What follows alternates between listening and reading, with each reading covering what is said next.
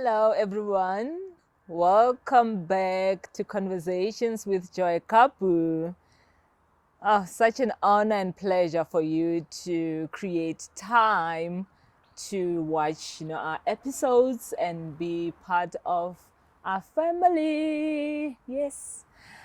So today I have got a powerhouse, beautiful sister. I find it interesting that most of my friends actually they've started as clients, and from clients to sisterhood, and it's just amazing.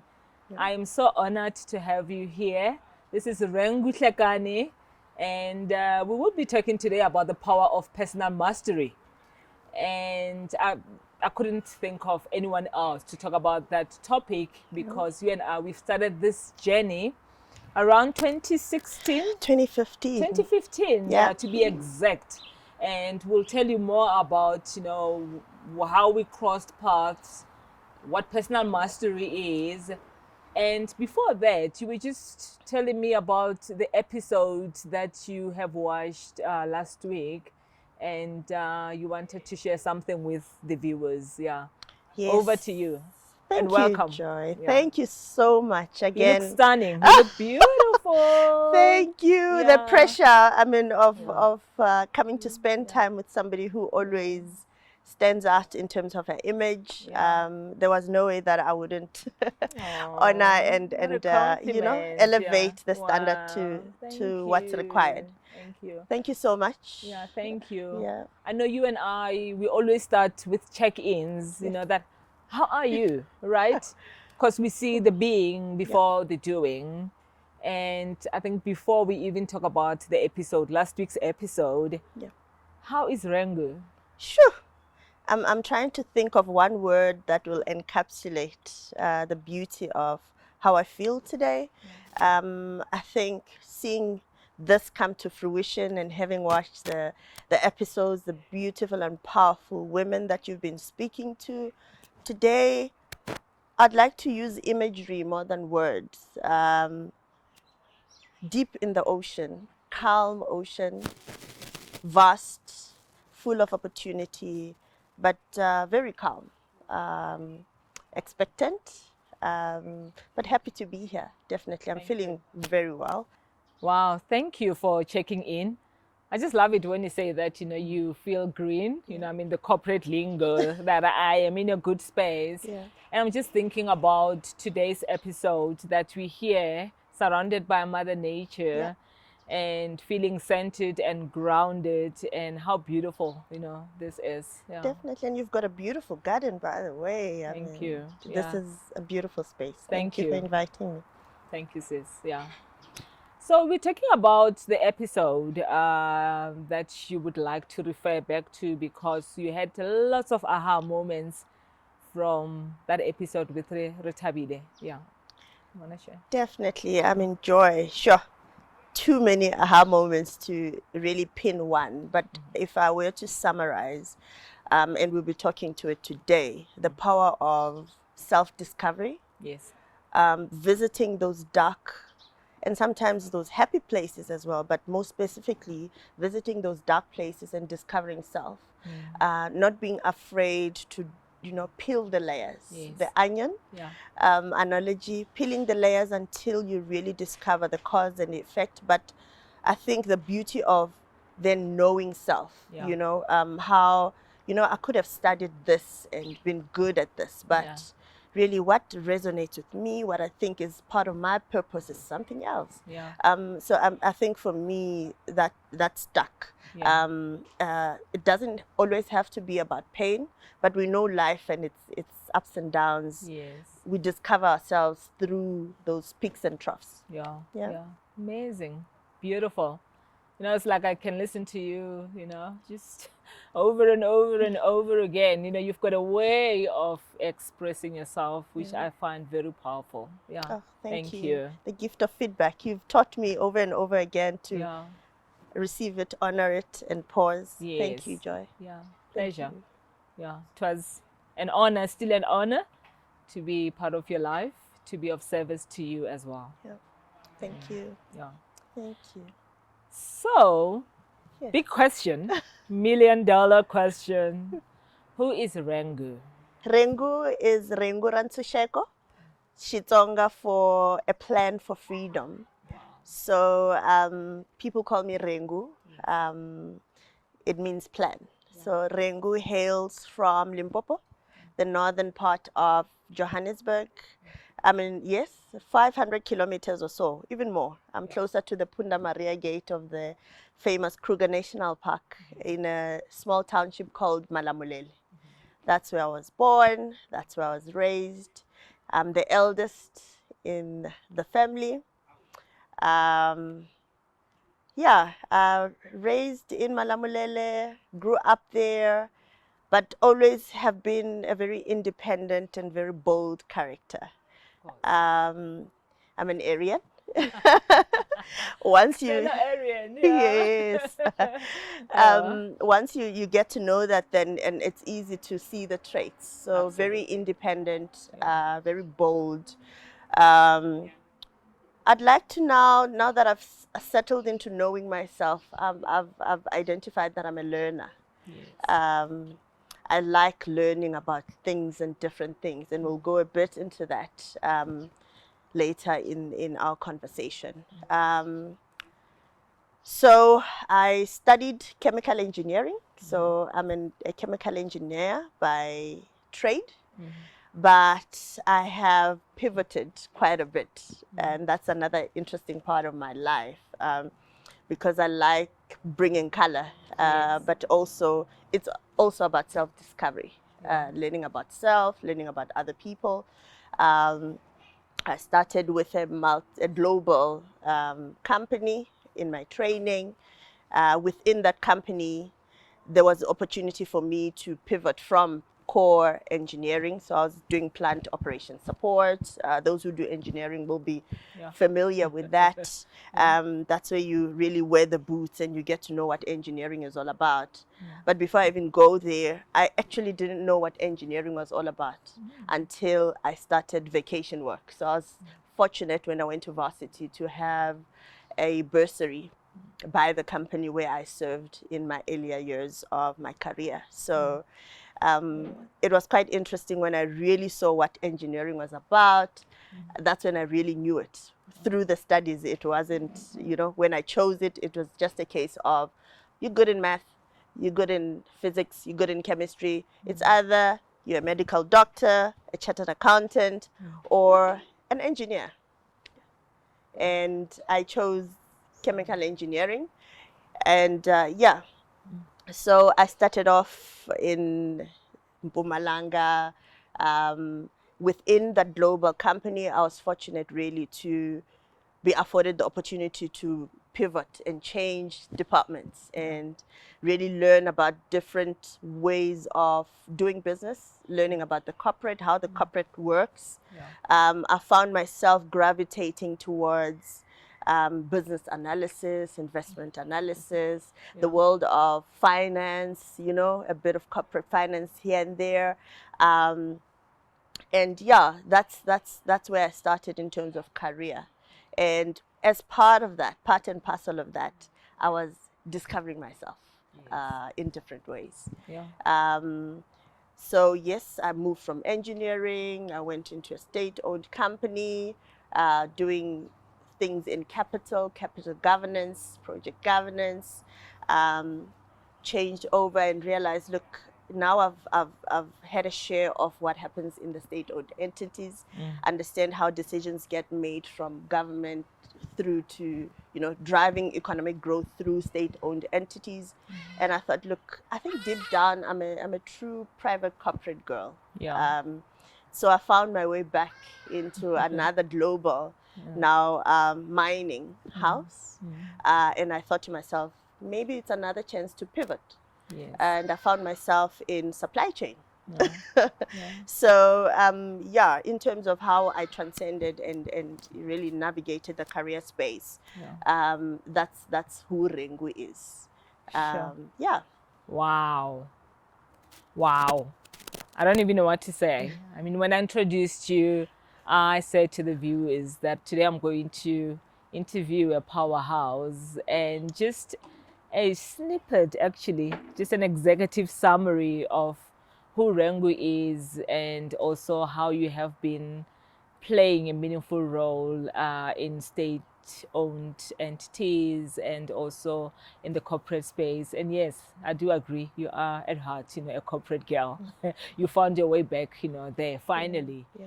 And one of the things, I know that you are an academic at heart, right? Yeah. So tell us a little bit about that. Yeah. Great. I mean, if academia or people in academia heard you saying that, they'll be thinking, no.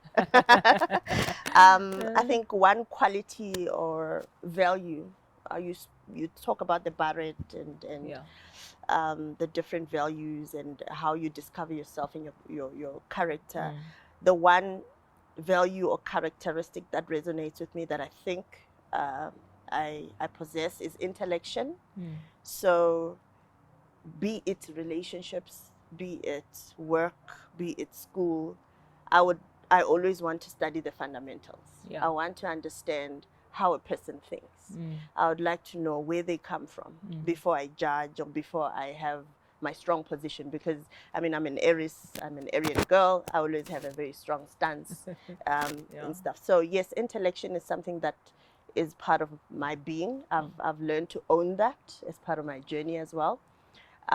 So I've always wanted to study. And when I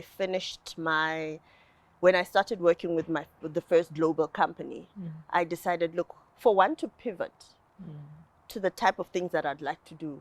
What kind of skills do they possess? And how do I market myself without having some form of paper? And I mean, unfortunately, that's how we sell ourselves as young black females in corporate, and it shouldn't be like that, because skills are not just acquired by doing schoolwork. It could be through training, it could be naturally acquired. Started doing a few courses with UNISA, expanded finances here and there. Risk, I always had interest in risk management and how the fraternity of risk operates. So that's one other attribute I bring whenever I sell myself and how I serve wherever I am called to serve. And ultimately, what I didn't mention when I introduced myself was that I lost my dad in 2011, and my name comes from him. He had a vision of his eldest daughter.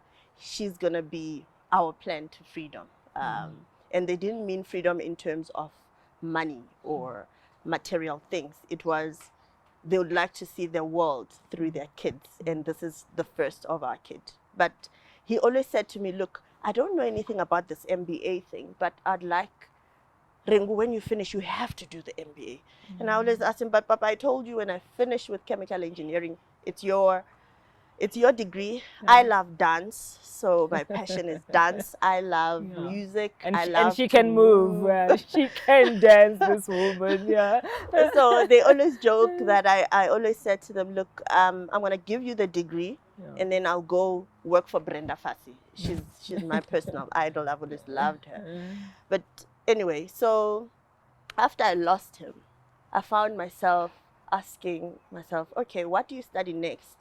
And it was easy for me to choose because I remembered how he always wanted me to get this MBA thing. And I thought, for me to, because I pivot, I'm a person who likes change. I'm a person who's unafraid to really go into uncharted spaces. It would be a good anchor. So I enrolled for the MBA, and it's funny, when I enrolled, it was after a very bad breakup. And I hope we'll get into episodes that talk about relationships and how you navigate relationships while you're discovering yourself. I enrolled. I didn't believe that really I would get in, but I thought, let's just do it. And I got in. Yes, so I'm an MBA graduate. I mean, like I've said, you are an academic.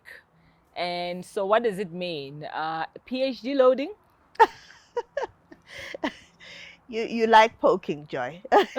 And I guess part of really being authentic with oneself is not being afraid to share one's aspirations, whether they come to fruition or not, is part of one's journey.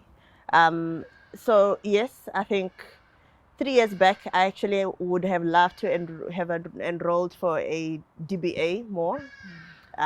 It's a PhD, but more on the business corporate side, a doctorate in business administration. So it's something that I'd like to do still.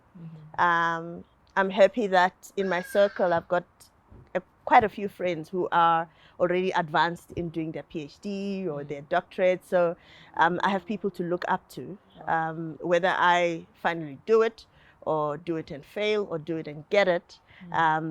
Some of my friends would have done it for the team. But yeah, that is an aspiration of mine. I'd like to do that because I think one of my few other passions is sharing knowledge. I don't want to call it teaching. I don't want to call it coaching. That's in your space. It's knowledge sharing. And I think there's power in us going back to the institutions of learning, be it lower levels, middle, or tertiary levels. We have an obligation as African sisters, as African children, to go back and really uplift those who are coming after us. Awesome. Thank you. So, you kept on mentioning the word discovering yourself, being authentic to self, and today's conversation being about personal mastery, actually the power of personal mastery. Why personal mastery? Sure. I mean, I've got these 2 books here, and they take me back to where I met you. And I think I've always been very passionate and very intrigued by learning about self, because I realized at a very young age that you cannot lead either family, church, anywhere. You cannot be a leader before you discover and understand yourself.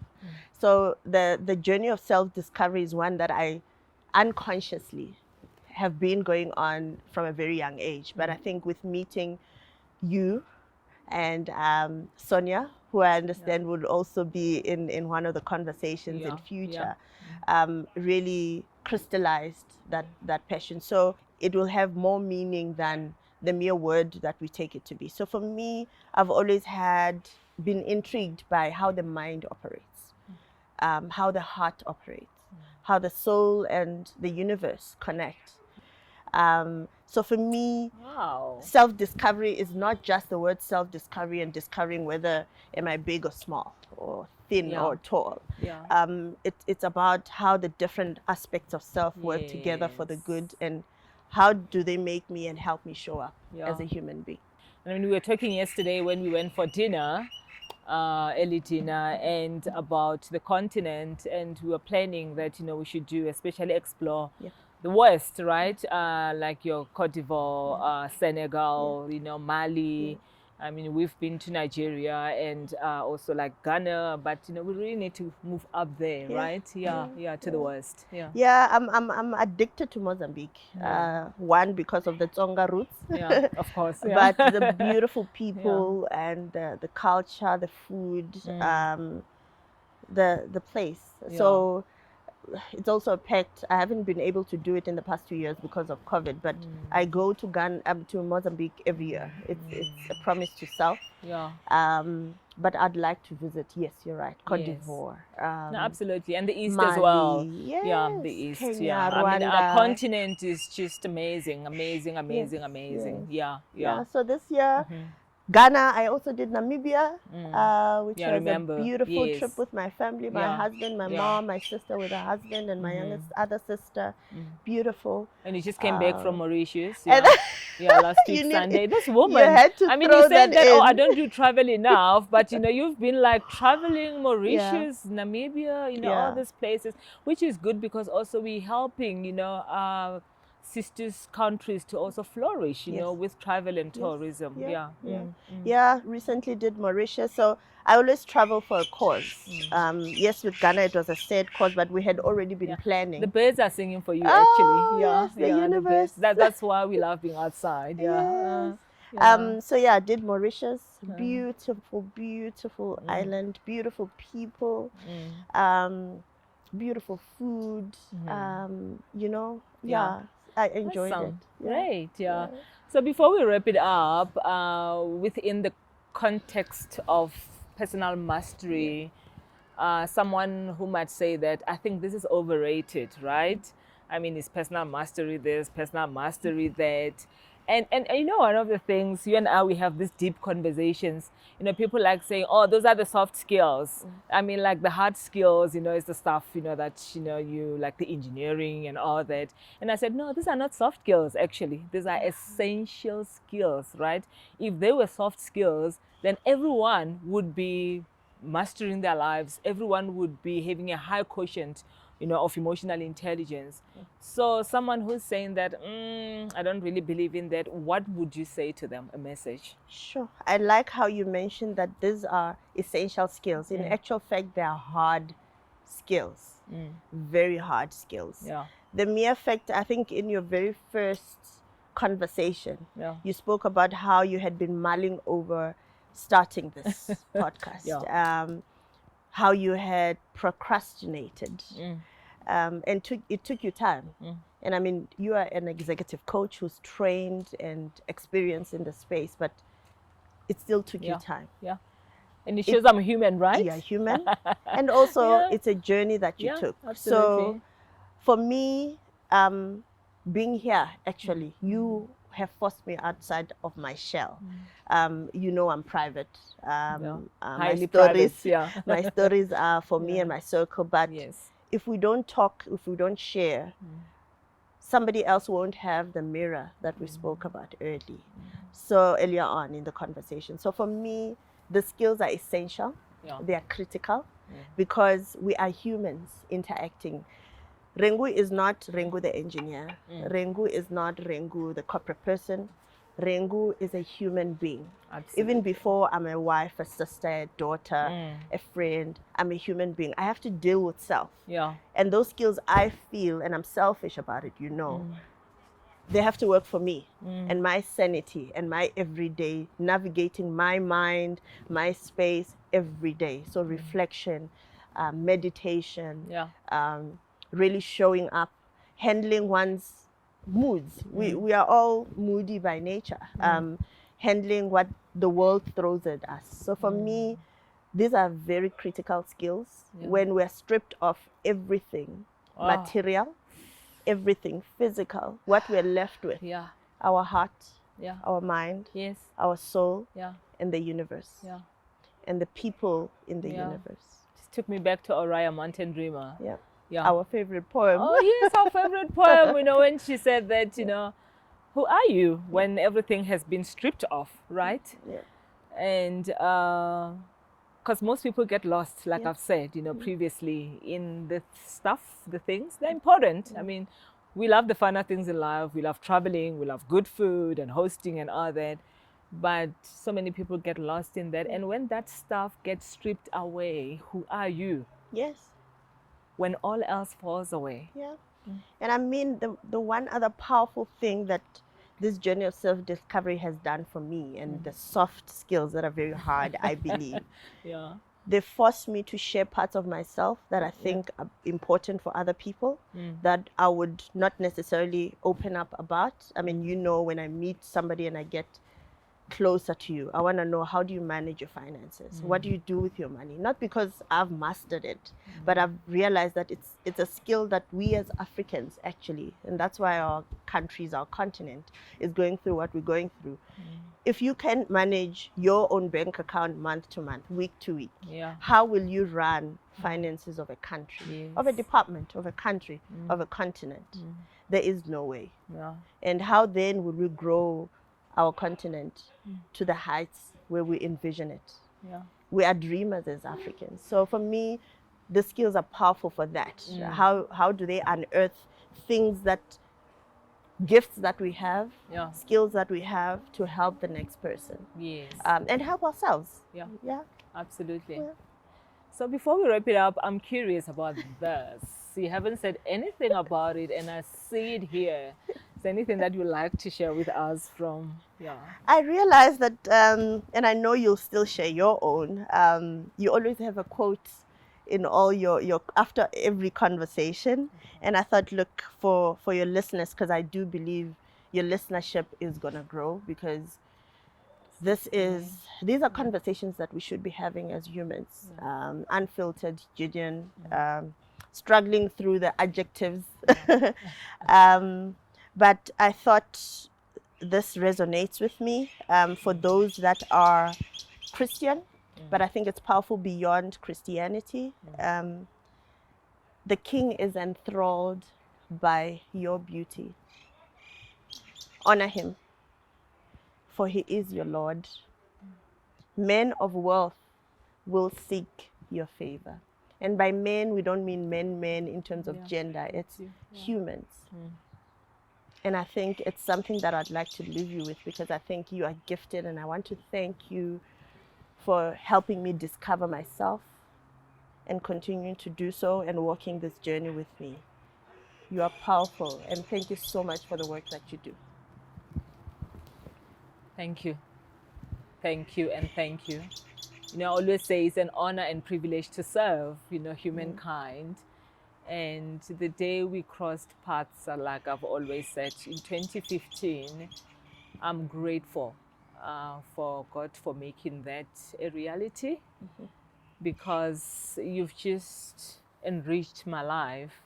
And I thank you for the gift of feedback that you've given me and speaking life into this channel as well. Thank you so much. You remind me of what Oprah said as I wrap up. One of her videos, she was sharing that she used to get bothered when people used to say to her that, you're so full of yourself. That's how she said it, right? You're so full of yourself. And then she'd be so worried and bothered about it, that, oh my gosh, these people think I'm so full of myself. But then she did work on herself, personal mastery work, right? She went inside, did work on herself, and then she realized that I am a powerhouse, right? And I'm not just talking about power in terms of monetary terms, whatever, within. And then now when people started saying to her that, oh, you're so full of yourself, and she would say, thank you. Wow. When people said that after she worked on her personal mastery on herself, she said, thank you to those people. Sure. If I'm not full of myself, who should I be full of? Whew. That's powerful. So as I see you being full of yourself, and it's a beautiful thing. Thank you. It is a beautiful thing.